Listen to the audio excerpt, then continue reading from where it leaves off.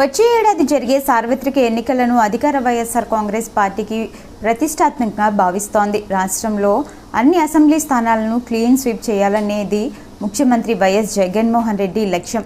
ప్రత్యర్థి పార్టీలకు ఒక్క అవకాశం కూడా ఇవ్వకూడదని 175 స్థానాల్లోనూ పార్టీ జెండా ఎగరాలని ఉన్నారు జగన్. దీనికోసం వైనాట్ 175 కాన్సెప్ట్ను ప్రవేశపెట్టారు. ఈ నేపథ్యంలో వైఎస్ జగన్ అభ్యర్థుల ఎంపికలో ఆచితూచి అడుగులు వేస్తున్నారు. ఈ విషయంలో రాజీ పడట్లేదు. సరిగ్గా పనిచేయని, జనంలో లేని ఎమ్మెల్యేలకు టికెట్లు దక్కబోవంటూ ఇదివరకే హెచ్చరించారు కూడా. కనీసం 30 మంది సిట్టింగ్లకు ఈసారి టికెట్లు దక్కబోతున్నాయని ప్రచారం సైతం ఉంది. ఎమ్మెల్యేల పనితీరును బేరీజ్ వేయడానికి, పరిపాలనా సంక్షేమ పథకాల అమలుపై ప్రజాభిప్రాయాలను సేకరించడానికి ఇదివరకు పలు కార్యక్రమాలను నిర్వహించింది ప్రభుత్వం. ప్రజల నుంచి నేరుగా ఫీడ్బ్యాక్ను తీసుకుంది. టికెట్ల కేటాయింపులో వాటిని ప్రతిపాదికగా తీసుకోబోతున్నారు వైఎస్ జగన్. అయితే వచ్చే ఏడాది ఏప్రిల్ లేదా మేలో పోలింగ్ జరిగే అవకాశం ఉన్న నేపథ్యంలో ఎన్నికల దిశగా మరో కీలక అడుగు ముందుకేశారు జగన్. పార్టీ ప్రతినిధులతో సమావేశం కానున్నారు. ఇంకా డిసెంబర్లోనే ఎన్నికలు వస్తాయనే ప్రచారం కూడా జరుగుతోంది. విజయవాడలోని ఇందిరాగాంధీ మున్సిపల్ స్టేడియంలో ఈ భారీ సభకు వేదిక.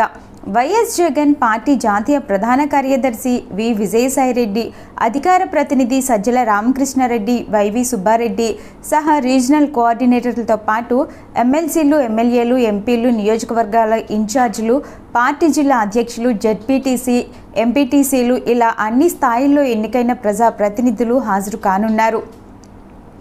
ఎన్నికల దిశగా వారందరికీ దిశానిర్దేశం చేస్తారు. ఇంటింటికి సంక్షేమ పథకాల గురించి వివరించడం, గ్రామ స్థాయిలో ప్రభుత్వ పథకాల అమలు తీరుపై పర్యవేక్షించడం, ఇంకా అదనంగా ప్రజలకు అందించాల్సిన సంక్షేమ కార్యక్రమాలపై ఫీడ్బ్యాక్ తీసుకుంటారు. అయితే ఇంతవరకు బాగానే ఉన్న చివరి నిమిషంలో జగన్కి ఎన్నికల కమిషన్ నుండి ఒక బ్యాడ్ న్యూస్ అందింది అని సమాచారం. ఇంకేముంది, ముందస్తుకు వెళ్ళిపోవడమే అని అనుకున్న సమయంలో ఒకేసారి 5 రాష్ట్రాలకు ఎన్నికలు జరుగుతాయని ఎన్నికల కమిషన్ ప్రకటించడంతో ఇక ముందస్తు ముచ్చట ఉండదు అనే సమాచారం అందుతోంది. ఈ ప్రకటనతో కేంద్ర ఎన్నికల సంఘం జగన్ సర్కార్కి నమ్మలేని షాక్ ఇచ్చిందని విశ్లేషణలు వినబడుతున్నాయి.